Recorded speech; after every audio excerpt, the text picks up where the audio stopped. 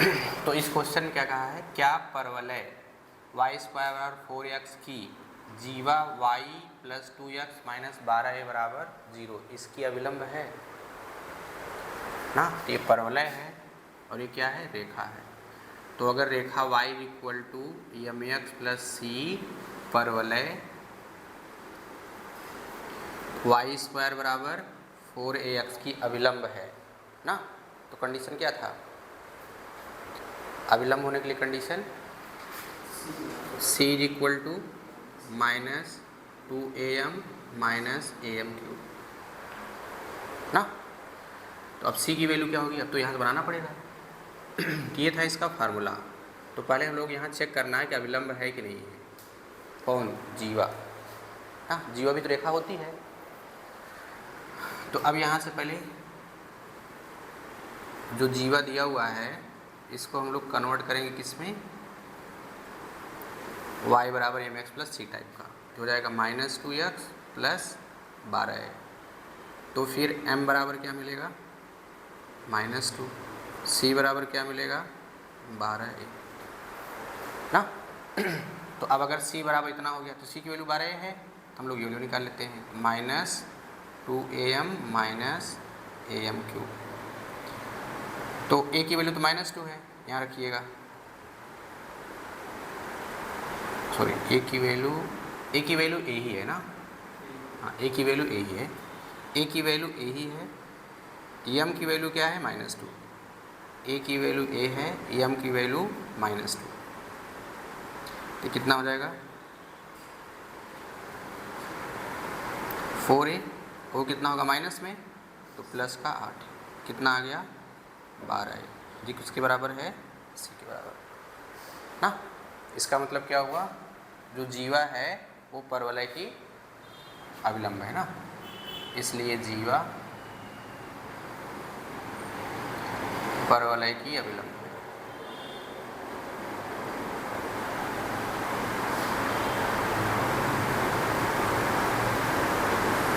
अब क्या पूछा है, जीवा की लंबाई बताओ ना। तो इस केस में अगर ये रेखा है और ये परवलय है तो इस स्थिति में क्या करेगा, परवलय ऐसे हम लोग बनाएंगे और ये फिर रेखा हो गई ना। तो अब यही पूछ रहा है इसकी लेंथ कितनी होगी, तो हम लोग डायरेक्ट फार्मूला पढ़े थे। तो जीवा की लंबाई, इसका फार्मूला क्या था, 4/m² रूट में 1 प्लस m² रूट में a माइनस mc ना। अब सारी वैल्यू रख दीजिए। हाँ, m² बटे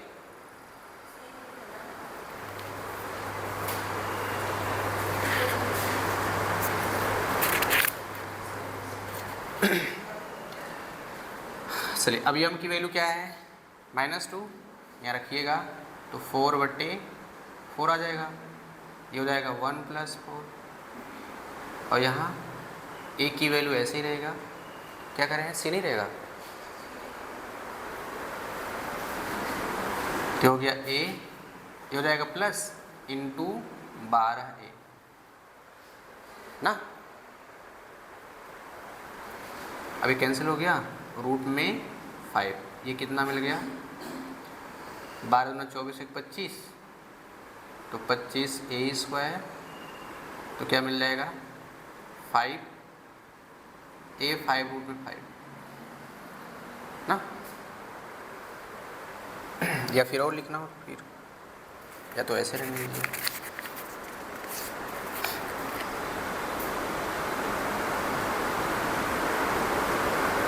ना, अंक पहले अक्षर बाद में, ठीक है ना।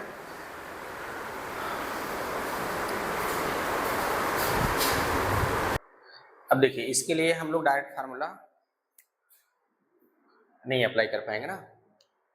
अगर अप्लाई कर पा रहे हैं तो फिर आपको याद होना चाहिए, अन्यथा की स्थिति में क्या करना है, जीवा की जो लंबाई का फार्मूला था, जनरल फार्मूला,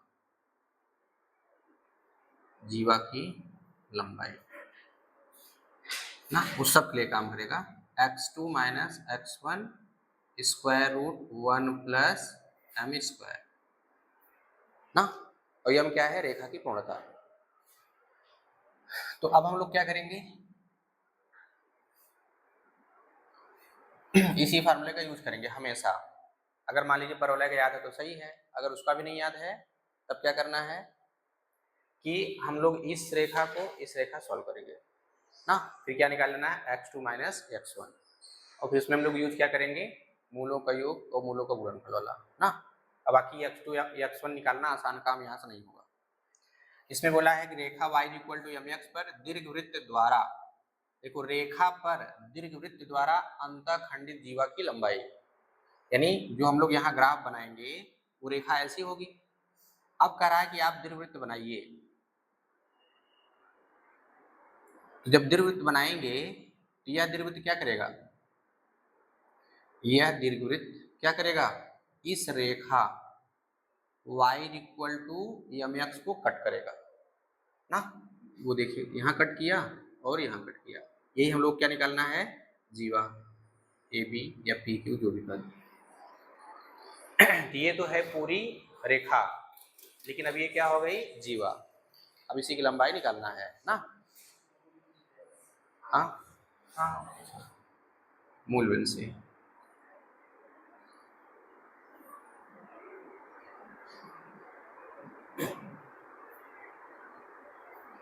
ठीक है ना। ये हो गई रेखा, और इस रेखा को ये दीर्घवृत्त क्या किया? कट किया, तो ये हमारा पार्ट बन गया ए बी। इसे क्या बोलेंगे कि रेखा पर दीर्घवृत्त द्वारा अंतःखंडित जीवा, और इसी की लंबाई आपसे पूछ रहा है ना। तो अब हम लोग क्या करेंगे? इस फार्मूले का यूज करेंगे और फिर जीवा की लंबाई निकाल लेंगे। तो जब कोई वक्र एक दूसरे को प्रतिच्छेद करता है तो क्या करते हैं? प्रतिच्छेद बिंदु निकालते हैं ना। हम लोग क्या करेंगे? यह दीर्घवृत्त इस रेखा को प्रतिच्छेद कर रहा है, अर्थात हम लोग अब इस रेखा को इससे सॉल्व करेंगे। तो रेखा y इक्वल टू mx, इसको एक बना लीजिए, एंड जो दीर्घवृत्त है वो है X square upon A square Y square upon B square बराबर 1, इसको दो बना। अब रेखा 1 से y का मान समीकरण 2 में रखने पर ना, तो समीकरण 1 व 2 से तो रख देंगे तो वैल्यू क्या मिलेगी? y को रखना है mx, ये हो जाएगा M square X square upon B square बराबर 1। ये हो जाएगा आपका X square B square plus M square A square और बट्टे ए स्क्वायर बी स्क्वायर। हम लोग क्या कर रहे हैं?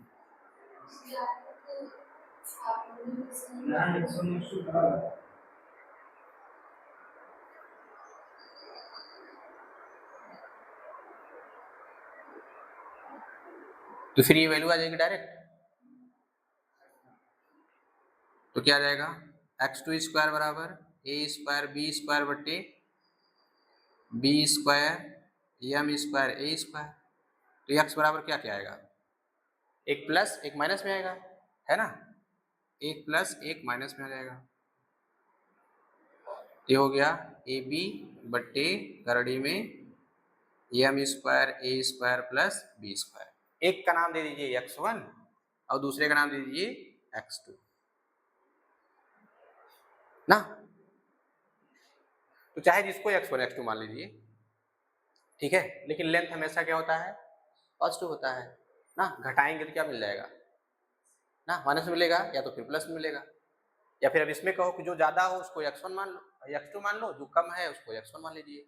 तो प्लस वाला क्या होगा? x2 ले लें, और माइनस वाला क्या हो जाएगा? x1। यानी अगर हम लोग लिखना चाहें तो इसको ऐसे लिख देते हैं ए बी बटे रूट में M square A square plus B square, और इसको क्या देते हैं? M square A square plus B square. अब ये वाले उठा करके यहाँ रख दीजिए ना। इसलिए जीवा की लंबाई, जीवा की लंबाई क्या मिल जाएगा? x2 माइनस x1 रूट में 1 plus M square. x2 minus x1 ये इसमें से घटाइए तो क्या हो जाएगा? 2ab। डायरेक्ट लिखें?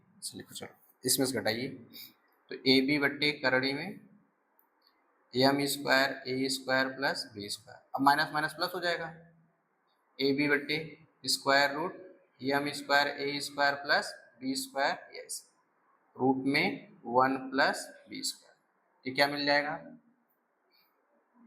ना, तो 2ab बट्टे M square A square plus B square square root 1 plus M square, या फिर जैसे लिखा हुआ वैसे लिखिए, देखो करनी सजाती है ना, लिख सकते हैं M square A square plus B square, ठीक है। तो इस तरीके से ऑप्शन बचिए सकते हैं।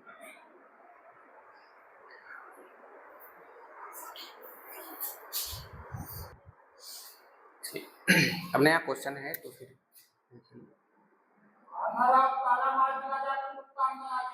अच्छा तो बा अब इस वृत्त x माइनस ए का स्क्वायर y माइनस बी का स्क्वायर बराबर सी स्क्वायर, अब इसका केंद्र क्या होगा, का केंद्र C1 कह दें, सेंटर फर्स्ट ना, ये हो जाएगा a कॉमा बी, त्रिज्या क्या होगा C हो जाएगा, तथा वृत्त x माइनस बी का होल स्क्वायर, यही है कुछ प्लस y माइनस ए का होल स्क्वायर बराबर, अब इसका केंद्र क्या है, C2 नाम दे दें, सेंटर सेकंड, B कॉमा ए, रेडियस क्या होगी C होगी, यानी दोनों वृत्तों की त्रिज्याएं सेम है ना, केंद्र क्या है, केंद्र क्या है अलग अलग है, अगर देखा जाए तो एक दूसरे के मिरर इमेज है, सिमेट्रिक टाइप का ना, ए बी बी ए, तो बना लो यहां से,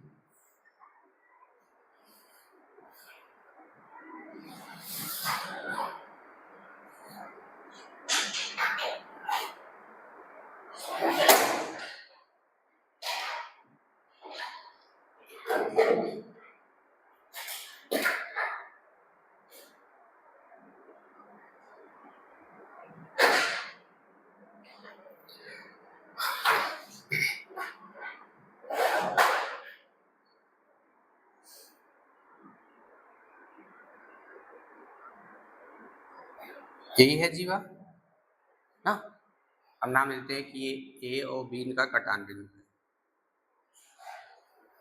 जो जीवा होती है वो एक प्रकार की रेखा है, और जो रेखा का समीकरण होता है वो होता है A X plus B Y plus C बराबर 0 टाइप का, अर्थात जीवा का समीकरण इस टाइप का होगा, लेकिन यहाँ जो इक्वेशन दिए हैं वो 2 घात का है ना, इसको हम लोग इक्वेशन फर्स्ट बना लेते हैं, इसको सेकंड। अब इन दोनों को सॉल्व कर लीजिए, देखो राइट बराबर है, वृत्त के लिए ऐसा होगा, ठीक है ना, राइट बराबर लेफ्ट को बराबर कर दीजिए, तो समीकरण 1 व 2 से हम लोग क्या कर रहे हैं, तुलना, तो हो जाएगा x माइनस ए का whole square plus y minus B का होल स्क्वायर बराबर ये x माइनस बी का whole square y minus A का होल स्क्वायर, ओपन कर दीजिए,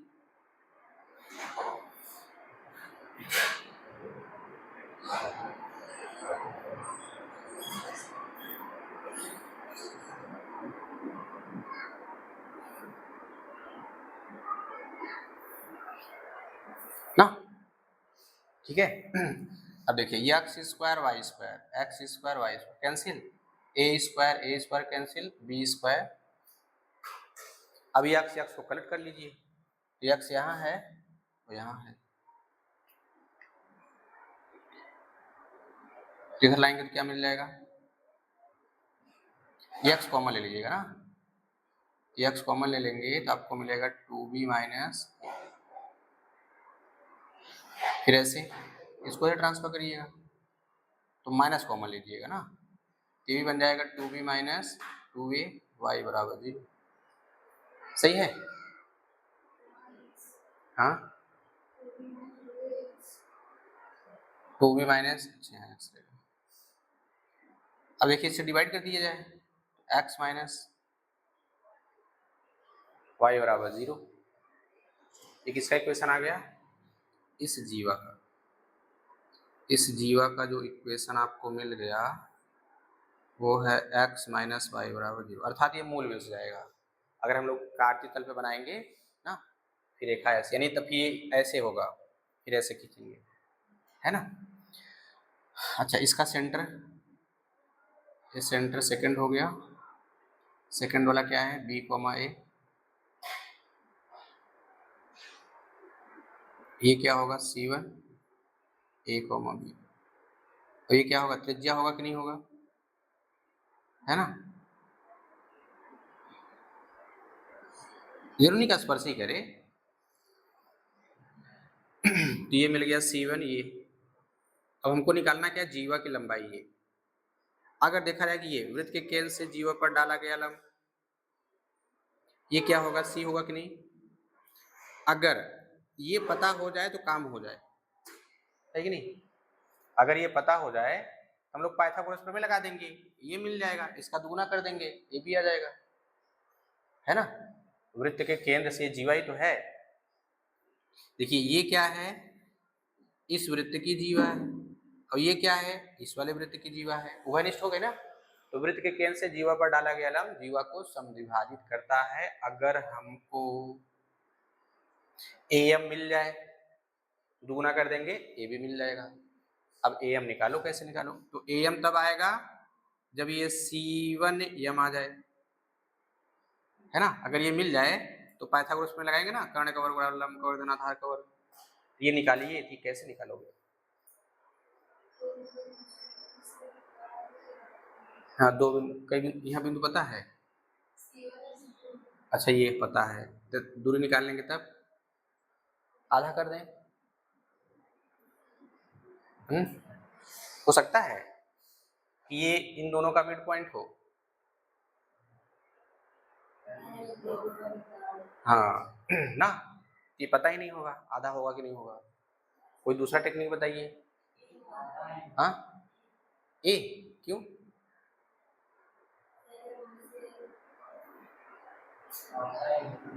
आधा ही होगा।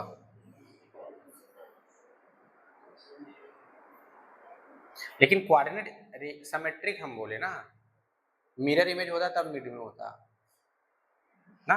देखो अगर मैं यहाँ का दूं पॉइंट ए बी है, अब इसको मैं मिरर मान लूं, तो मिरर में क्या होता है? सेम डिस्टेंस पे जितना ये उतना ये बनता बनता नहीं बनता, है ना।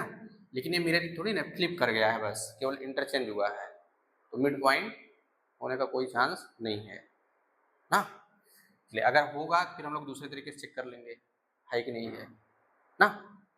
चलिए अब कोई दूसरा तरीका बताओ। मान लो ये तरीका फेल हो गया कि अब मिड पॉइंट नहीं होगा, या फिर दो बिंदुओं के बीच में लगा करके उसका आधा कर देंगे, ये भी गलत है ना। नहीं, जब मिड पॉइंट नहीं होगा तो आधा कैसे होगा? अब बताइए और कोई दूसरा तरीका कि ये हमारा C1 M निकल जाए, ताकि AM निकल जाए, AM निकल जाए दुगुना कर देंगे तो इस उभयनिष्ठ जीवा की लंबाई आ जाएगी। चलो अच्छा, ये रेखा पता है कि नहीं पता है? तो ये क्या है? बिंदु है, तो बिंदु से रेखा पर डाले गए लंब की लंबाई है कि नहीं। देखो ऐसे तो है, किसी बिंदु से रेखा पर डाले गए लंब की लंबाई, है ना। तो हम लोग इसको बनाते हैं इक्वेशन थर्ड, तो लिखते हैं बिंदु।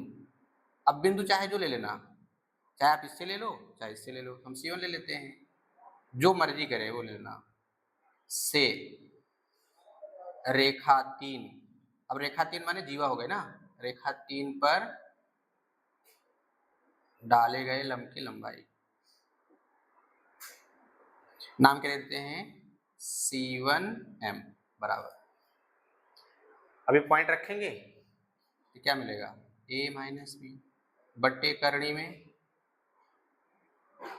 x के गुणांक y के गुणांक ना, सही है। चल ये मिल गया। अब हम लोग क्या लगाते हैं? समकोण त्रिभुज AM C1 में, तो समकोण त्रिभुज AM C1 में तो क्या हो जाएगा? ए एम का स्क्वायर बराबर ए सी वन का स्क्वायर माइनस सी वन एम का स्क्वायर ना, पैथों लगा के ट्रांसफर कर लिए। तो अब ए सी वन कितना है, सी है, सी वन एम कितना है वो, लेकिन वर्क करेंगे ए माइनस बी का होल स्क्वायर बट्टे अच्छा सी स्क्वायर, तो क्या हो गया 2c स्क्वायर माइनस ए माइनस बी का होल स्क्वायर पूरे का बट्टे ना। ए एम कितना आ गया, एम कितना जाएगा करड़ी स्क्वायर रूट पूरा,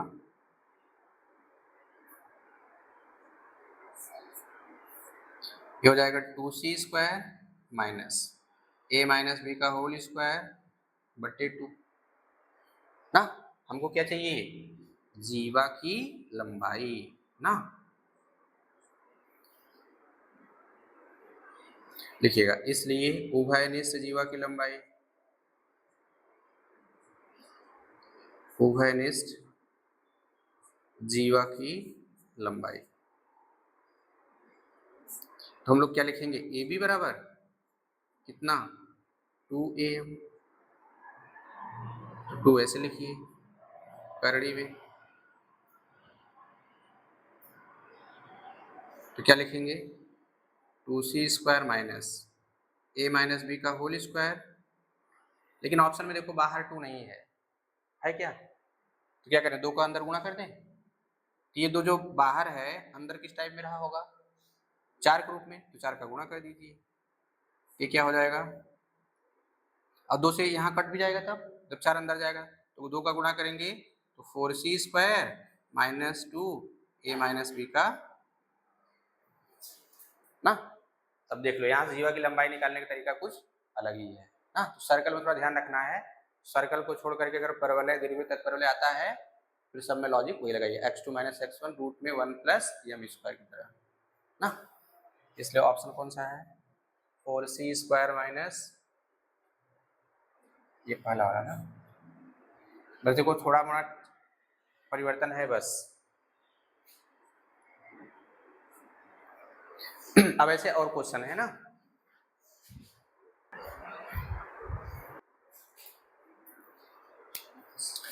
जैसे इक्वेशन दिया है ना ये, इसमें भी आपसे पूछा है कि वृत्त इतने और इतने की उभयनिष्ठ जीवा की लंबाई बताइए। इसका सेंटर क्या हो जाएगा a,0 त्रिज्या a, इसका सेंटर 0,b त्रिज्या क्या हो जाएगा b। डायग्राम आपको एज बनाना है जैसे भी इसके पहले बनाए थे,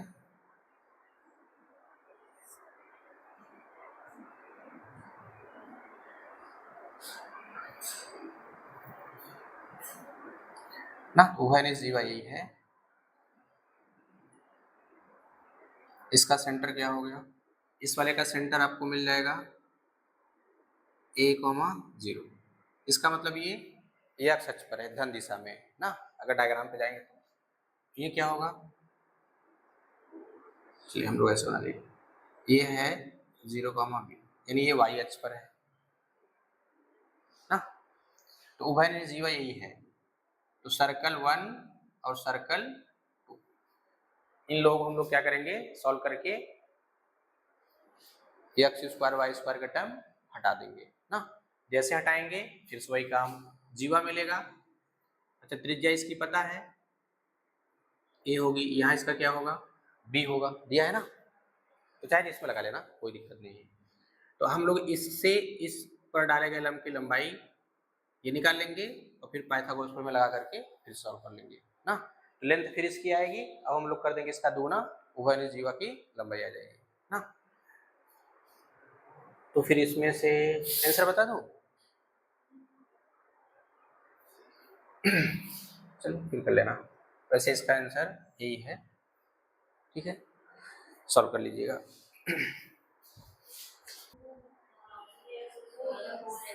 ना यहाँ था कि y equal to M X plus C and A, यानी ये रेखा इस पर अभिलंब होगी तो कंडीशन ये बनता था।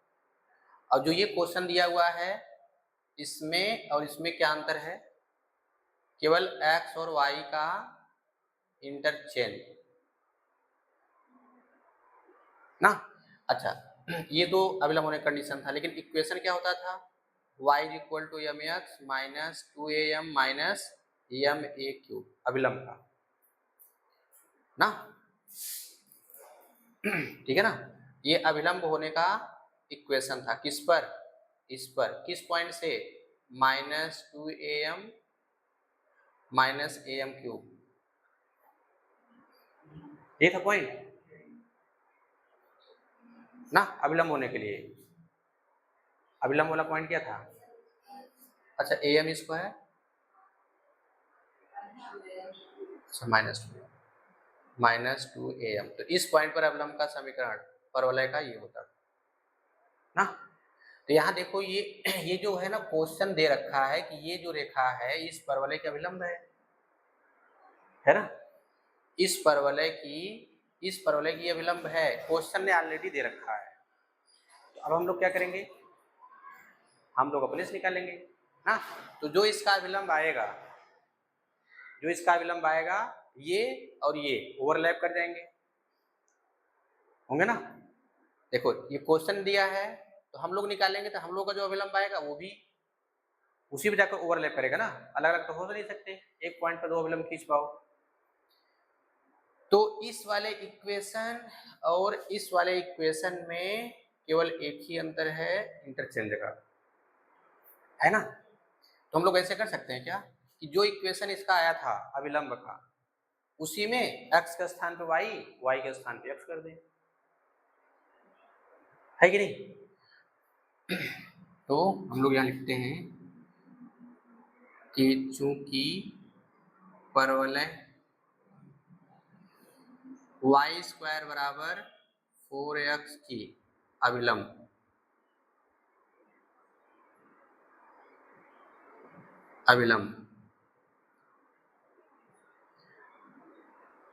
y is equal to M X minus 2am minus am cube था ना, am क्यूब, ये हो गया। ये किसका अविलंब है, इसका, लेकिन हमको तो इसका चाहिए नहीं, हमको चाहिए इसका, लिख दो। इसलिए एक्स स्क्वायर बराबर 4ay का अविलंब समीकरण ना।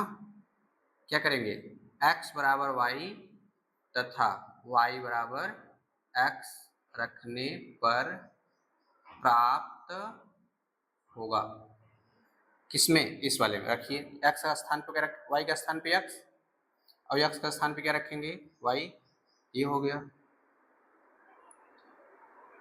अब इसको हम लोग बना देते हैं 1, इसको 2 बना लीजिए ना, इसको 1 बना लो। अब यहाँ क्या लिखना कि चूंकि समीकरण 1 का अविलंब क्या दिया है, ये x बराबर एम वाई प्लस सी, इसको हम लोग 3 बना देते हैं, सही है ना। अच्छा हम लोग गड़बड़ कर दिए ना, इसे 1 नहीं बनाना, ये 1 यहाँ बनाना है, ठीक है। ये तो कल हम लोग इसकी सहायता से बनाए फार्मूला। तो इसका अविलंब हम लोग ये निकाल पाए इसकी मदद से,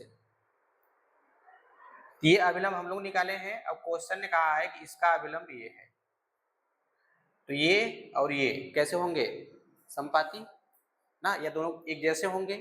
जब एक जैसे होंगे तो क्या करें, गुणांकों की तुलना कर लो ना। तो इसलिए 2 व 3 के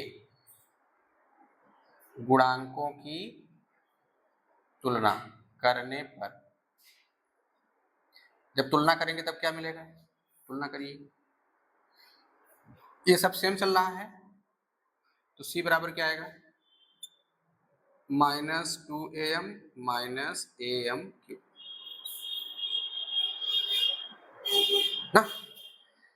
इसका मतलब क्या, ये अविलंब होने का कंडीशन है कि नहीं, किसका, इसका, और वही सेम इसमें भी है ना।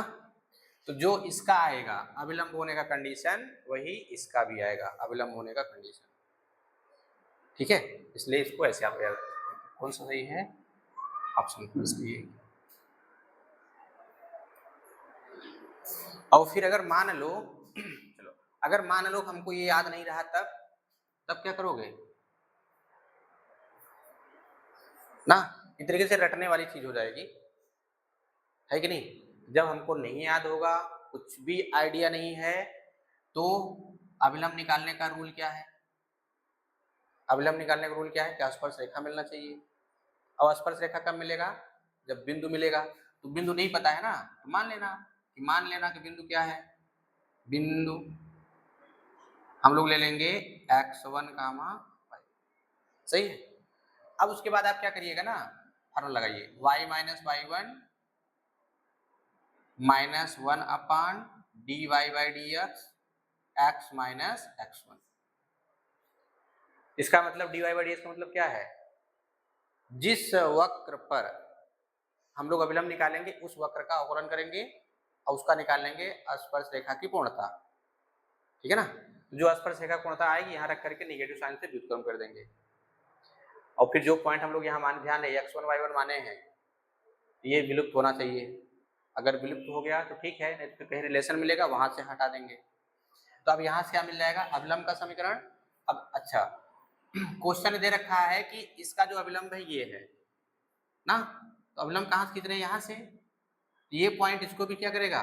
संतुष्ट करेगा। तो ये यहाँ से मिलेगा और एक यहाँ से मिलेगा, तो इन दोनों समीकरणों की सहायता से हम लोग सॉल्व कर लेंगे, x1 और y1 में रिलेशन मिल जाएगा, ठीक है ना। तो वहां से फिर x1 y1 उठा करके हम लोग क्या करेंगे, यहाँ रख देंगे, जो इक्वेशन आएगा उससे अब इससे तुलना करेंगे तो c की वैल्यू मिल जाएगी। तो लास्ट में आप घूमते घूमते कहाँ तक आएंगे? यहीं पर फिर से आ जाएंगे ना। इसलिए थोड़ा आप ऐसे याद रखेंगे तो ठीक है कि इसका जो अभिलंब होता है ये होता है ना। अब देखो यहाँ पर चेंज क्यों नहीं हो? क्योंकि यहाँ x y है ही नहीं, यहाँ x y ये कांस्टेंट है, तो चेंज केवल यही हो रहा है ना। इसलिए चाहे ये हो और चाहे इस टाइप का हो, दोनों के लिए अभिलंब का जो प्रतिबंध है वो यही होगा, -2am -am2, ठीक है ना। अच्छा एक चीज और अगर कहा जाए कि बताओ इसका अभिलंब होने का प्रतिबंध क्या होगा, तब क्या कहोगे? तो x का स्थान पे माइनस x रखो यहाँ पे, और y का x का स्थान पे माइनस x, y का स्थान पे, तब भी अभिलंब होने का यही मिलेगा कि नहीं। फिर उसके बाद अगर ये इक्वेशन ऐसे हो जाए तब क्या करेंगे? x के स्थान पे y और फिर y के स्थान पे x के स्थान पे y, सॉरी x के स्थान पे माइनस y और y के स्थान पे x रखेंगे ना। देखिए x का स्थान पे क्या रखना है? -y, तो हम लोग यहाँ क्या रखेंगे? -y, और y के स्थान पे क्या रख देंगे? x। तो क्या फिर इसमें कोई परिवर्तन होगा? नहीं होगा। इसका मतलब चारों के लिए अभिलंब होने का प्रतिबंध यही मिलेगा, ठीक है ना। इसमें c की वैल्यू पूछा था।